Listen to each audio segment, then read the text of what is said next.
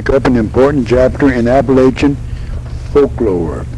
Some of these stories may be traced back to the fatherland, such as the story of the mother snake swallowing her young in time of danger. Others, because of the diversity of types, originated among the settlers of the early frontier. Stories about hoop snakes, snakes milking cows, and vipers that blew their poisonous breath in the face of the attacker to cause blindness, convulsions, and even death, originated in the southern Appalachians, where the counterparts of these fictional serpents may be found. Much of the folklore centered around the snakes had to do with the treatment of their poisonous bite. Unfortunately, many of these treatments were not only useless, but many were downright dangerous. As one competent authority stated, more people had died from using the wrong treatment for a snake bite than doing nothing at all. The Appalachian teller of snake stories is very sensitive about the veracity of his tales and takes offense when one doubts the truth of his account. As an old-timer stated, I believe all snake stories until they are proven false. How do you go about proving a snake story false? 3 species of poisonous snakes are found in Appalachia. 2 of these are rattlesnakes, the eastern timber rattlesnake and the ground rattler. Rattlesnakes are found in every state east of the Mississippi River except Maine and Delaware. The other poisonous snake is the copperhead, which is more widely distributed. Water moccasins are found only in the swamps of the coastal plain, and the southern diamond rattlesnake is also confined to the southern coastal plain and some areas in the Piedmont.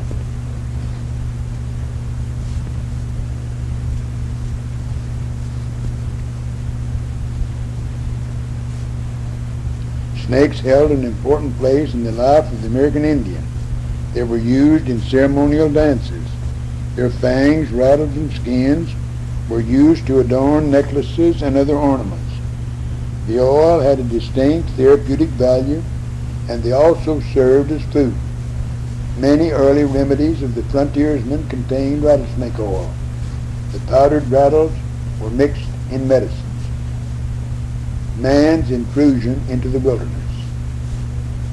The story of Appalachia is, more than that of most lands, the story of man confronted by nature. What spirit or quality of the early pioneer guided him away from home and his loved ones into an unknown land of trees, wild and sometimes dangerous animals, and savages? These early trappers and explorers were not searching for gold. Some were searching for living room where they could rear their families, surrounded by the intoxicating profusion of natural resources. Others were looking for the only treasure their horses or canoes could carry, some of the finest furs in the world, the mountain men. The early settlers were preceded into the wilderness by a group of men of unique characteristics who differed from their fellow men in quantity, if not quality, of manly vigor. They were a brave, tough, resolute group. Many were obsessed with the spirit of adventure. Many belonged to that breed of man who felt the security of a rifle nestled in the crook of his arm. From these explorers have emerged such names as Daniel Boone, Simon Kenton, and Louis Wetzel, whose contributions to the opening of Appalachia have been well documented. All 3 of them have played an important role in the early history of what is now West Virginia. Daniel Boone. Of the early mountain men, Daniel Boone is probably the most famous. Whether this is because he was deserving of the fame or because he had a better press agent in the person of John Filson, who was a ghostwriter for his autobiography, could still be argued. Daniel Boone was born in Berks County, Pennsylvania in 1734. His father took him to the Yadkin Valley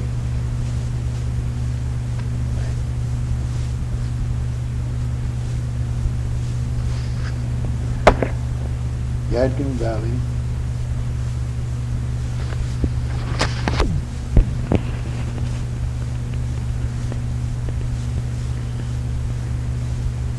His father took him to the Yadkin Valley of North Carolina, and here he learned the frontier wisdom from friendly Cherokees, from which he was to benefit for the rest of his life.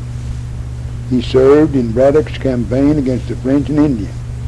When he returned, he married and settled down on a farm of his own. But the plow was not for Daniel. There was a lure of adventure and the chance to test his backwoods skills. And in 1769, he left his wife and the farm, and along with several adventurous neighbors, plunged into the wilderness and thus became one of the founders of the state of Kentucky. Daniel Boone made numerous trips into what is now West Virginia. He was a frequent visitor of Fort Lee along the Kanawha River at what is now Charleston. He frequented Point Pleasant and trapped extensively in that large triangle between Charleston, Point Pleasant, and the Big Sandy River. In 1791, he was elected to the Virginia Assembly to represent the new county of Kanawha. The county then took in a great expanse from below Huntington north along the Ohio River to Parkersburg and east to Charleston. Boone lived in Charleston until 1795, when he again moved to Kentucky. He died in Missouri in 1830. His remains are now interred in Frankfort, Kentucky. Simon Kenton. There are many who lean to the belief that Simon Kenton was Daniel Boone's peer. They were good friends. Each saved others' lives on several occasions, and their careers show interesting parallels. He fought in border wars against the Indians and was captured numerous times. He also acquired large holdings of land in Kentucky and built himself a large brick home. He could neither read nor write and lacked any administrative experience. Eventually, he lost his holdings and died in utter poverty on a farm in Ohio. Simon Kenton was born in what is now Fancher County, Virginia, in April 1755. When he was 15 years old, he fell in love with a maiden, whom he subsequently found was to be married within a week. In a fit of jealous rage, he attacked the man and dealt him such a fearsome blow that he thought he had killed him. Because of this, he ran away from his home, and it was not until 13 years later that he returned home to find the man alive. During these 13 years, he had trapped, explored, and fought Indians in what is now West Virginia, as well as Ohio, then the Northwest Territory, and Kentucky. An incident in Simon Kenton's life illustrates the hardness of the early frontiersman. On March 9, 1773, Simon Kenton was camped along the Kanawha River near what is now the city of Charleston. His companions were John Yeager and George Strader. Yeager, the older man, stayed in camp and did the cooking and the skinning of the animals. It was a cold, wet, rainy day, and Kenton and Strader had returned to the camp with a disappointing catch of furs. They had killed a turkey, and this meant fresh meat in the camp. While Yeager was preparing the turkey, Kenton and Strader cleaned and oiled their rifles and stuck them against a fire. Then they took off all their clothing and hung it over the fire to dry. Suddenly there was the crash of rifle fire from the darkness, and Yeager fell to the ground. Kenton and Strader escaped into the forest. 6 days later, they reached the Ohio River, more dead than alive. They were half frozen and starved when they burst out of the forest and saw 3 canoes beached on the bank of the Ohio with several men around them. They recognized the men, and while running toward them, Strader fainted. It was 10 days before Simon and George had recuperated from their ordeal.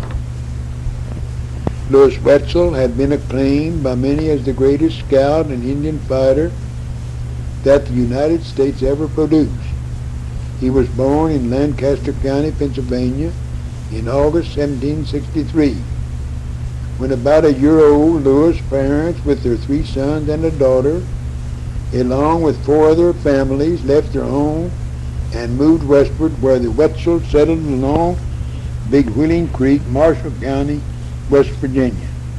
When Louis was 13, he and his younger brother were captured by Indians.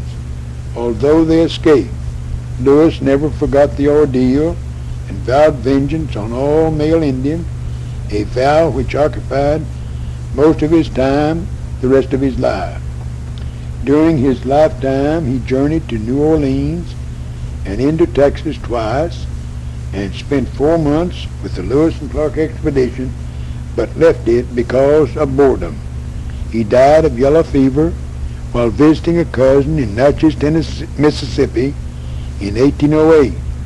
His remains were transferred to the McCreary Cemetery near Moundsville on August the 2nd, 1942. The mountain men's weapon, the rifle. The rifle was the most important implement in the everyday life of the frontiersman. It provided him and his family with food, and it was a protection against wild animals and savages. It gave him a sense of security at all times, and it was not uncommon for him to attach pet names to it. Simon Kenton called his favorite rifle Jacob. The rifle used by the frontiersman was of an ignition type known as a flintlock. This type of rifle, or some variant of it, was a popular type for over 300 years. It emerged in Europe sometime before 1550 and was widely used until it was replaced by the percussion rifle about 1840. The mechanism consisted of a hammer with a pair of jaws which held a flat chip of flint. An internal spring permitted the hammer to be brought back to a cock. When the trigger was pulled, the hammer moved forward and struck an upright plate called the frizzen. The frizzen covered a pan which contained a small amount of black powder. This pan was connected with the posterior end of the barrel or breech with a small hole. When the frizzen was struck by the flint, it was pushed forward and sparks resulting from the striking flint ignited the powder in the pan, which produced a flash which traveled through the opening and ignited the powder in the barrel. The resulting explosion forced the projectile out the muzzle. This was a complicated mechanism, and there were many years in which it could go awry. The first aphorism the rifleman learned was to keep your powder dry. Black powder would not burn nor explode if wet, so the powder had to be dry at all times. When the rifle was carried in wet weather, the frizzen was down over the pan, and the entire mechanism was covered with a piece of skin. Usually the oiled urinary bladder of an opossum was used. Oftentimes the flint striking the frizzen did not produce enough sparks to ignite the powder. The striking surface of the flint had to be knapped, that is, constantly sharpened in order to produce sparks.